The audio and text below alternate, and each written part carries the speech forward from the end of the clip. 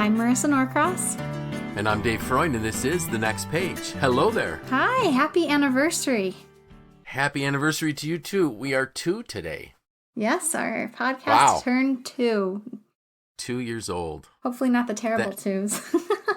These are the terrific 2s. The terrific 2s. Our listeners in a couple months might be able to tell us were they the terrific 2s or the terrible 2s. No, I think they're going to be terrific because I think we've, when we talked about what we're looking to do in this next year, we've got some exciting things. We already did that with the interview of the folks from PEB and P-Tech.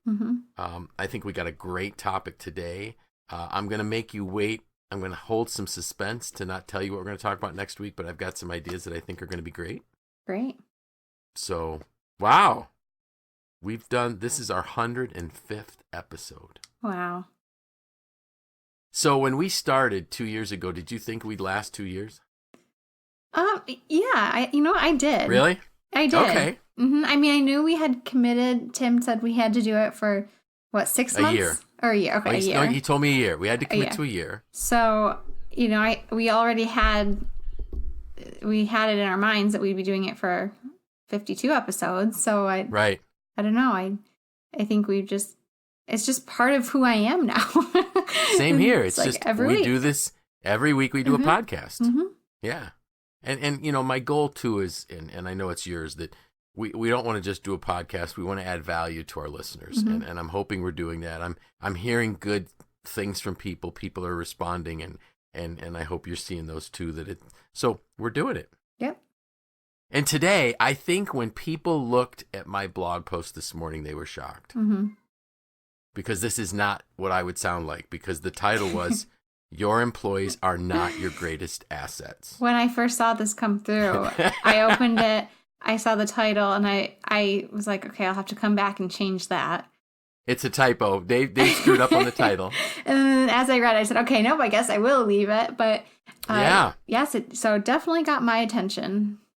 And I hope I hope everybody that saw the blog post title clicked to open it. Just to see, did Marissa miss a typo? No. Now, I didn't generate that wonderful comment on my own. I stole it from Jim Collins. In his book, Good to Great, he says, your greatest asset is not your employees. And then he pauses, or, starts another sentence that says, your greatest asset are the right employees. And he is so true. And people know that I'm all about, I am a people-focused leader. Of course, I guess you couldn't be a leader if you're not people-focused. But it is all about the employees. But it really is all about the right employees. And especially in a tight labor market, I think we have a tendency or temptation to just fill a spot with somebody that we think is good. Like, they're okay. No. Jim Collins says, leave it blank. Because the worst thing we can do is put an employee in a seat that is not the right employee for that spot. And I really struggled with, is it right? Is it best? And my point for choosing right is that I think there is the right fit. And it's the person that brings what we need to that position. And waiting a month or 2 months to make that right hire or correct hire is clearly the best thing to do. Because let's look at it this way. So somebody says, well, no, we need somebody in that spot. But what if you put the second best person in the spot? Now you can't put the best person in when you find him. Because you filled it. Right. And if you have a good organization, that second best person is not going to want to leave because you've got a good organization. So I know that sounds judgmental, but so the two things that I put in my post for this morning, and that's one of the reasons, the reason why we do the next page is because you can't fully develop a thought in 300 to 500 words, let's say. So I picked two things that I think, just to start out with, is passion. We need to hire people that have passion. We need the energy in business today, and we need people that have a passion. So I put a passion for life, a passion for people, and a passion for what we do as an organization. And the reason is, in supervisory leadership, I have a session on motivation, and it starts out with a slide that says motivation can best be described as an internal drive to fulfill a need. And that's really true. Motivation, I can't motivate someone to do something. Right. They have to motivate themselves. And if we've got people that don't have passion, you can't motivate them. Mm-hmm. They're just, you can bribe them, you can coerce them, you can try to manipulate them through bonuses and dangling incentives in front of them and raises in front of them. But we want people that have an internal drive to do what we do. And that only comes if they've got passion. Mm-hmm. And then the second thing, and this would be no surprise to anyone, was, are they a person with a growth mindset? I want people to come to work with me because they want to grow. They've chosen to work with me because they want to grow. If I find that person, now I'm all set. Mm-hmm. That's a person that's going to be the right person, so to speak, for the job. Now, we've got a bunch more things that we'll talk about, but one of the things I want to tell you, I want to add here, is I hired a person that had the growth mindset, and then I ignored her. I ignored her ideas, and she checked out, and I ended up losing her. So, I say that as a warning to all the leaders out there. When you find this right person, make sure you stay connected. Make sure you're focused on what they're looking for in life, and make sure you're listening to their ideas, or at some point you may have what I had, where after you've terminated this person because they mentally in your mind had checked out, you find out that they leave a note that says, don't give them your opinion, they don't want to hear it. Mm-hmm. And that's an episode that goes way back. Maybe what I'll try to do, Marissa, for that, because I don't want to take a lot of time talking about it, is I'll go back and I will look at the episode where I talked about my greatest leadership failure. Mm-hmm. Because that's when I talk about that situation. Yeah. So I will make a note to find that episode. So when you saw this, clearly after you got past the fact that David didn't have a typo, what thoughts came to mind when you think about that right hire? What's that person like? I think that person has a positive attitude. Okay. I think we're looking for people who are flexible yet structured. Yep. Sure. Not rigid. Okay. But especially now, where I think it's unacceptable to say, well, that's not my job. Right. We live in a time where we need to help each other. We talked last week, we need to lift each other up. Yes. And so I think that is really important. I guess it's also kind of like a team player, someone who can work well with others. Right. And is not only positive, but forward thinking and excited about what they're doing. So I guess that's similar to passionate. But I think that excitement is something that, you bring with you every day when you come to work. Are you excited, or are you, dragging? Because that not only impacts how that person will perform, but how the team dynamics will shift that day. I think we've talked about this before. If your coworker walks in and they're excited and they, say good morning and they're like ready to go for the day, I know that might sometimes be a little jolting, but it sure beats when someone comes in dragging. Right. And bringing everyone else down with them. Exactly. And, and I know you're not talking about that person that just takes a couple hours to be, happy, so to speak. Right. You're talking about that person that literally comes in with dragging with some baggage that they just can't wait to share with the team, type of thing. Mm-hmm. Yeah, absolutely. That's great. One of the things that I found, and I had shared with you, that Inc. magazine had this article about the key things to this great or right, whatever you want to call it, employee. And the enthusiasm one is really what you were talking about there. They come in, they're enthusiastic. They're enthusiastic about being at work. Right. They're enthusiastic about the mission that the company has and the goals and the objectives. And if you can't get excited about what your organization does, maybe you're in the wrong organization. Right. Or maybe you just don't know enough about it. Well, I think some of it is mindset too. I mean, if Yes. you generally know, like, hey, I'm going to be, if you say you work in an office, I'm going to be here from 8:30 to 5 today. And I can choose to either be excited and enthusiastic and look for the opportunities in my day, or I can choose to be miserable and negative and I guess the opposite of enthusiastic. Right. Yes, right. But regardless, you're going to be there. You're going to be there one way or another, spending the day. Right. There's always something. You can find it. You can find the excitement. There's always something. Exactly. And so when you're interviewing a person, ask them, why do you want to work here? Mm-hmm. Why this organization? I remember interviewing somebody that wanted to work at MACNY, and I said, why MACNY? Why would you choose to work for the Manufacturers Association? Mm-hmm. I want to know what is it that they're just looking for a job? And if they're just looking for a job, I'll wait a little bit longer till we find the other person. Are they interested in looking? Is it just our benefits and our pay? Well, if that's the case, you're the wrong person. Mm-hmm. I want somebody that's excited about us. And I love this other thing that was in the Inc. magazine article, follow-up. Not every interviewee will follow up with a thank you note after the interview. That's a key thing. And if an organization interviews you and you write a thank you note, that's special. That's kind of when we talked last week about the difference between ordinary and extraordinary. It's just a little extra. Yep. If you're going into interview, do you know enough about the organization to ask the right kind of questions? Mm-hmm.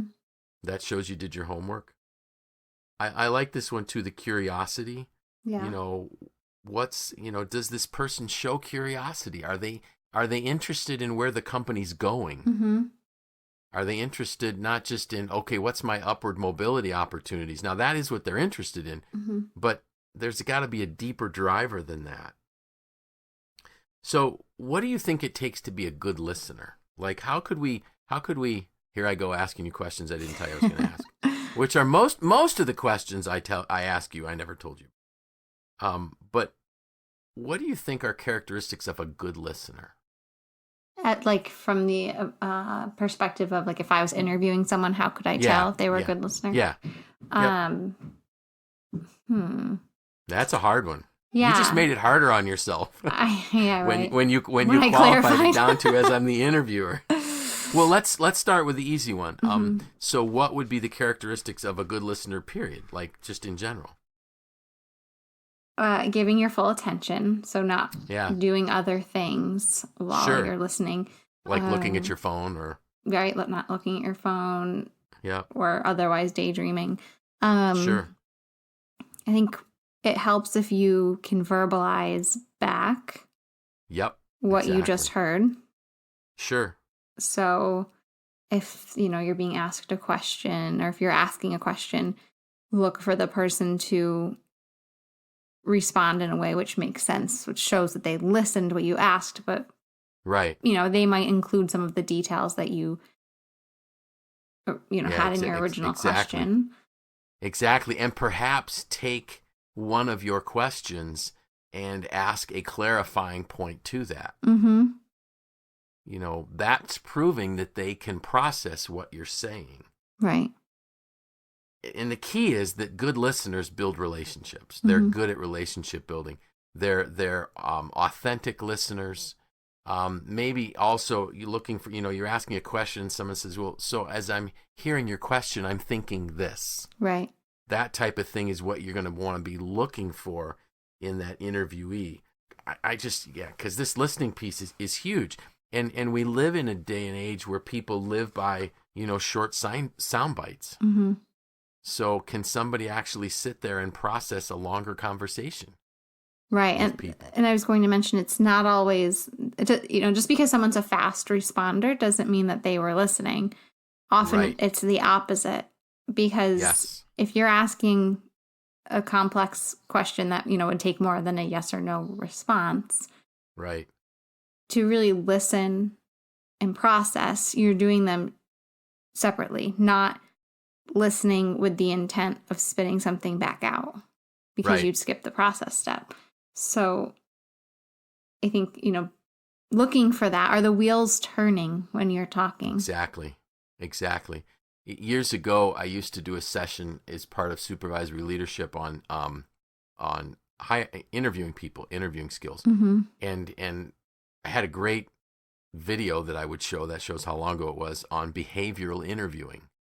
And really, so you want to ask the person, you want to know enough about the job you're filling Mm-hmm. to ask them questions about previous work history or life history that could be applied to that. Mm-hmm. So one of the ones that I always like to ask is, tell me a time in a previous job or some time in life when you had difficulty getting along with someone. How did you handle that? And if somebody comes back and says, well, I get along with people really well, that's not the question I asked. I want to know of an example when you didn't. And I think those are the kind of things where you can tell if the person is really listening to the question, Mm-hmm. or are they just trying to regurgitate a response quickly? So I love that your point there about they're going to take some time to answer. And I've a lot of times I've said to an interviewee when they just said that's a really hard question, I say, well, that's fine. We have some time. Take your time with an answer, because I really want to dig deep. I think one of these other ones, they talked about a person with personality. Of course, everybody has a personality, so you just want to make sure the personality fits the organization. Right, fits the culture, fits with the people they'll be working with. Yeah, but I love the one about a funny side. Yeah. I never would have thought that, but that's a great one. We want to hire people with a sense of humor. Right. I remember one of my first conversations with the owner of Self-Lock, Bob Stevens, when I was hired, and he said, you got to have fun at work. Mm-hmm. He said, we spend so much of our life, we spend the majority of our waking life at work. Mm-hmm. We better enjoy it. We better like who we're with. And if you just get if there's no connection during an interview, that might be saying something. Now, Dave Ramsey in his book, Entree Leadership, talks about how Ramsey Solutions interviews people. And they'll actually take people out to dinner to see how they react, and they want the spouse there as well. They will take people shopping just to see how they react. Yeah. I highly recommend that book, Entree Leadership. Mm-hmm. And that's one of the things we talked about in this year is maybe doing some book reviews. Mm-hmm. So that might be a good one. Think about if you want me to do a review of Entree Leadership, and we can kind of both do it together. Yeah. Because it is a great book. Then we talked about positivity. We talked about flexibility. You already mentioned that. Mm-hmm. Drive and passion, I think, are similar. Mm-hmm. I want somebody that's going to challenge me. Now, I didn't always. Full confession time here. When I used to think I knew a lot more than I really did. Because, as you get older, you realize you don't know a lot. But now I want somebody that's going to push me. I want somebody that's going to push back and say, I'm not so sure about that. Mm-hmm. So that's real. And I want somebody that has a dream, that has beliefs, that thinks that there's a better future out there. So that to me was really great. I had another note here about asking a motivational fit question. And so if somebody's leaving a job, I want to know why they left. Right. And I want to know what they found most satisfying and least satisfying in their last job. Mm-hmm. Because that's going to tell me that maybe this is not the right person. Maybe it is. Mm-hmm. But again, we're trying to gain a knowledge about the fit. So I think that's one of the keys in this, the right person. The right person's skills are part of it, but it's more a fit. Right. Because you can teach a lot of those skills. Yeah. I used to always say, I hired for attitude, I trained for skill. Mm-hmm. So if I've got the person that really clicks with the organization, they're a good fit. I highly recommend companies doing like a DISC assessment before they hire. When you narrow down let's say your final 3, invest a little bit of money on a DISC behavioral assessment to find out, clearly where is this person on the behavioral spectrum in terms of dominance, influence, steadiness, and compliance, and will they fit the team? Mm-hmm. So were there any other thought? I mean, we've got these, I had sent you some notes about 20 things that are habits of highly passionate people, but are there any other things that you could think of that you'd want to look for to make sure the fit is right? One thing that I think might be missing from the conversation and from this list is like organization. I'd say that's, you're not going to be surprised that I said that. I was saying big surprise that's coming from you. And I mean it. I mean, not that I know that everyone has a different process and a different level of organization, but I think having at least some sort of organization and seeing how that matches up with other people. Yes. Which might be something that's difficult to assess, but I mean, certain things to look for, you know, do they respond in a timely manner? Do they, you know, can you tell that they've reviewed the job description thoroughly? Right, right. Do they appear disheveled or like, you know, have a folder with papers flying out of it kind of thing? And just kind of understanding, because this is someone, understanding how the level of organization might match up with the position. If it's a position where you need someone who is highly efficient and can meet tight deadlines and can work with other people's deadlines, that's really important, because if you're introducing someone new into a process flow that can't work like that, not only is it not the right fit for that position, but it throws off the rest of the team. Right. Right. So kind of like figuring that out, when you're interviewing, talking to the person about, how do you like to work? Do you work well through email, or do you prefer phone? Or this kind of understanding what their systems typically look like. Right. And I think, and a key thing that you brought up there was, and we don't want to say, we do everything by email. Are you okay with that? Right.